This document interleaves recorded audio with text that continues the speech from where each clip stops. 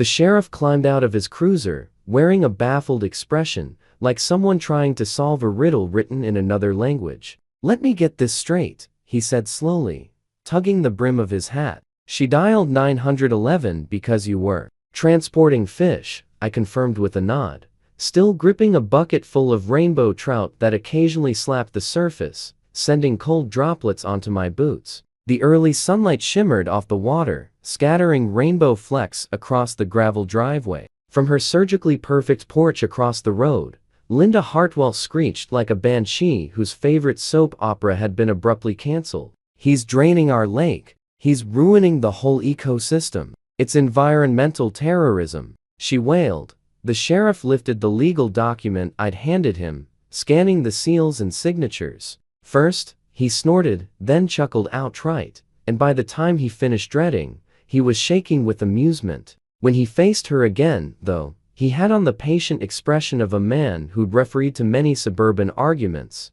"Ma'am," he said evenly, "according to this paperwork, he owns the lake." Linda's jaw crashed downward so suddenly that a nearby blue heron jumped from the shoreline with a scandalized squawk. For a long moment, the quiet was so absolute that the only sound was the trout splashing in my bucket.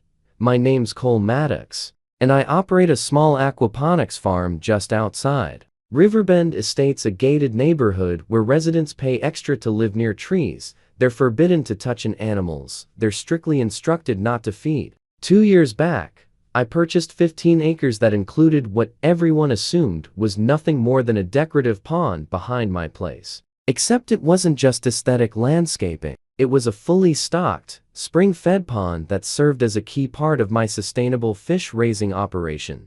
Then came Linda Hartwell, HOA president, self-appointed high society figure, and the same woman who once threatened a teenager with litigation because he rode his scooter without the community standard safety gear. She called herself Riverbend's guardian of natural balance, which was ironic coming from someone whose vision of nature involved plastic flamingos arranged in coordinated pastels. Her tyrannical rule included mandatory mulch depth inspections, emergency meetings over mailbox font choices, and a 3-page document dictating the correct angle for displaying the American flag.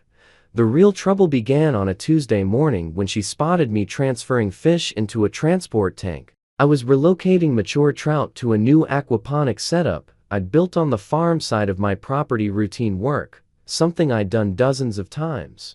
But Linda stood at her kitchen window, coffee mug frozen mid-air, gears spinning so loudly it could practically hear them. By the time the third bucket was loaded, she was undoubtedly crafting what she believed would be a devastating complaint. Her first message hit my phone before I'd even finished securing the tank. The vibration felt like a swarm of furious hornets. "Cole, several concerned residents have alerted interference with the community water feature. You must stop relocating fish immediately. This is your first and final warning," I answered courteously, explaining that the pond was entirely on my private land and not subject to HOA authority. That, evidently, was the wrong move. Within 24 hours, an official HOA citation appeared: unauthorized extraction of neighborhood wildlife. The fine was $250, printed on letterhead so ornate it could have doubled as a wedding invitation. My response was measured.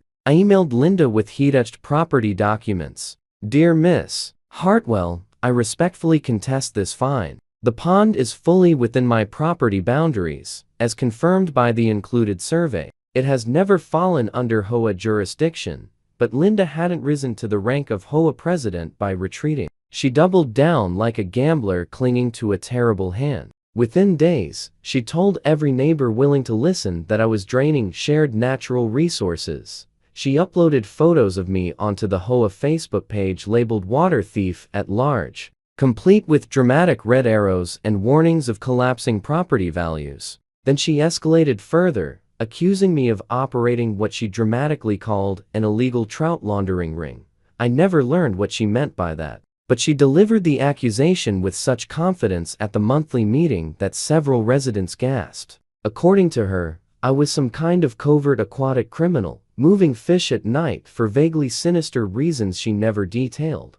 Over the next couple of weeks, She delivered 3 separate cease and desist letters. Not emails, physical letters, each delivered by her husband, Gerald, who grew more mortified with every trip. The envelopes were scented with lavender, presumably to soften the blow of their contents. The 3rd letter was loaded with legal jargon about irreparable ecosystem damage and violating the implied covenant of harmonious living. Kept up my farm work as normal. Spite is fantastic fertilizer for motivation. But Linda wasn't finished. She formed a Save Our Lake committee, complete with matching t-shirts and a logo that looked suspiciously like the handiwork of her nephew, who had recently discovered Photoshop. The committee hosted lakeside vigils, which mostly consisted of 5 retirees sipping wine and glaring in my direction while pretending to protect duck welfare. Things reached a breaking point when I decided to partially drain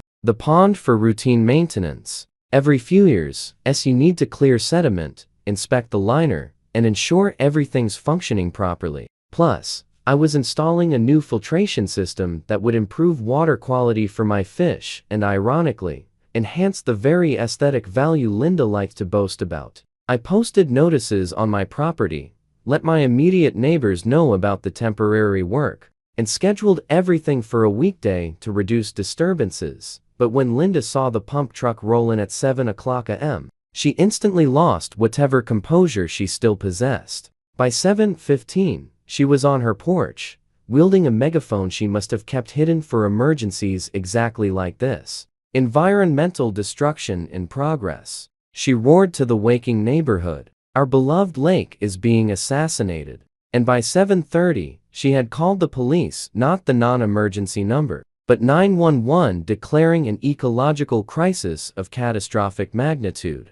The dispatcher, to their credit, tried to determine whether a real emergency existed. Linda insisted there was, claiming I was obliterating the community lake and exterminating the only natural habitat within Riverbend Estates. The sheriff pulled up with lights blazing, which no doubt delighted Linda beyond measure. She rushed out to greet him in her driveway, still wrapped in her morning robe, but now sporting pearl earrings, as if that somehow granted her extra authority. Breathless and dramatic, she launched into a frantic recap of my environmental crimes, flinging her arms toward the pump truck and demanding he intervene immediately. Deputy Morrison, a remarkably patient man who had endured more absurd calls than any officer, should listen with professional courtesy before heading my way, where I waited with a mug of coffee and a clipboard. That was when I handed over the folder I'd assembled specifically for this kind of showdown. Inside was a neatly organized stack of documents, each section clipped and labeled for quick reference. There was a deed clearly establishing that both the land and the pond belonged to me. The original property survey from the date of purchase. My state-issued water rights paperwork. And then the page that made Morrison's eyebrows jump toward his hairline.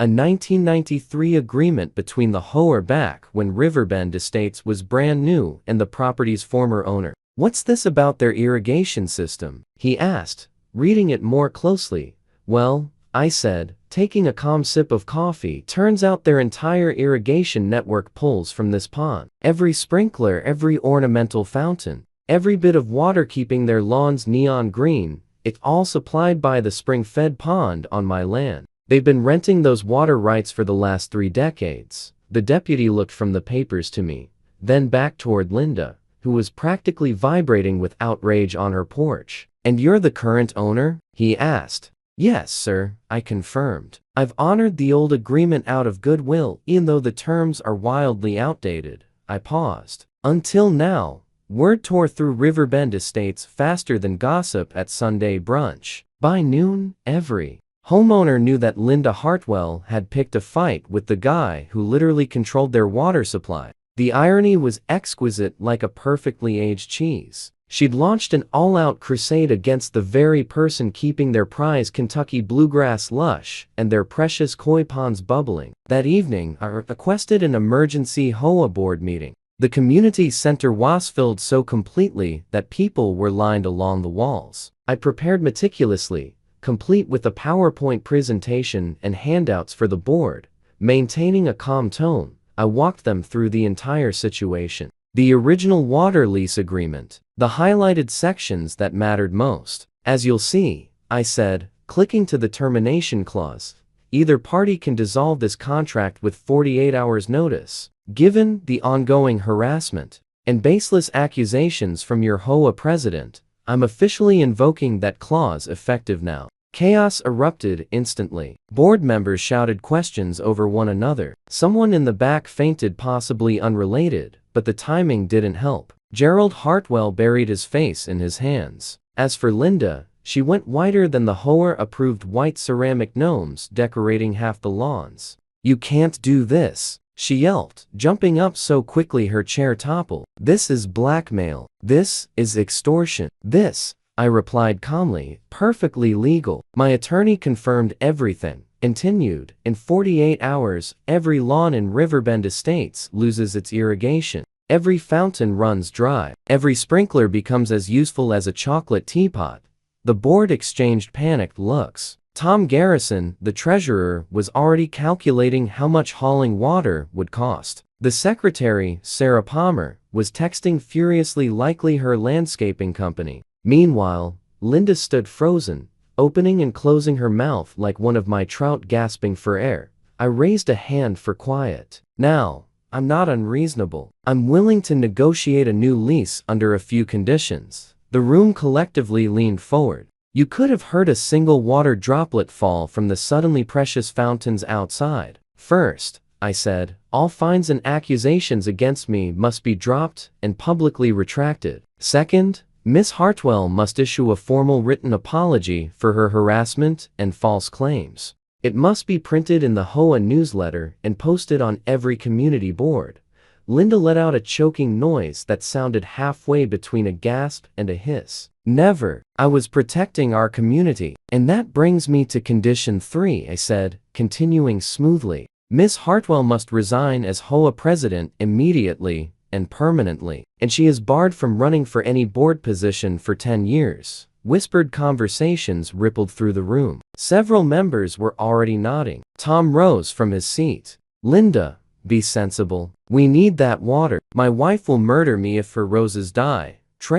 Linda spat. "All of you are traitors, bowing to this fish tyrant." But the situation was clear. The lawns would begin browning in under 2 days. The board called for a vote on the spot. Within 15 minutes, every term had been accepted. The decision was unanimous, except for one abstention from Linda, who refused to vote in what she dramatically labeled an aquatic cadet. I had saved one final term for last. "I also require a permanent plaque to be installed beside the pond, visible from the walking path," I said. "It should read, 'This water generously provided by Cole Maddox of Maddox Family Farm.' Do not upset him." Someone actually clapped from the back of the room. The board approved it immediately, and Tom even offered to pay for it himself. Linda's resignation letter went down as the briefest in HOA history.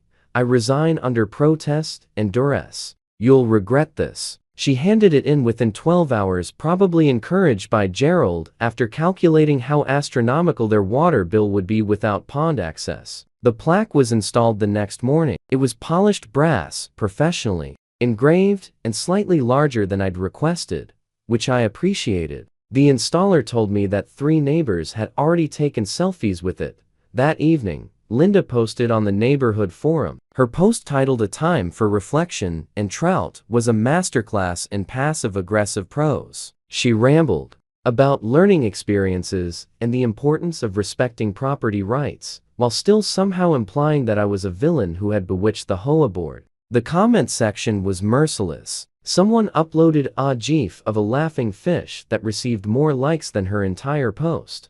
The new water lease was finalized within the week. The updated terms were far better fair market pricing for irrigation and a strict clause prohibiting HOA harassment. The association also agreed to cover all pond maintenance going forward, saving me thousands each year. Meanwhile, Linda reinvented herself as a blogger, promoting ethical hydration and eco-conscious lawn alternatives. She has 11 followers, most of them, judging by their names, probably bots. She now focuses on indoor succulents, posting photos with captions such as "self-sufficient and proud," and no tyrants needed. Every morning, she power walks past my property, staring straight ahead as though the gleaming plaque is invisible. The best part came a month later when a local elementary student won the science fair with a project titled "How One Man Owns All the Water, a Study in Resource Management." I gave the kid a tour of the aquaponics system,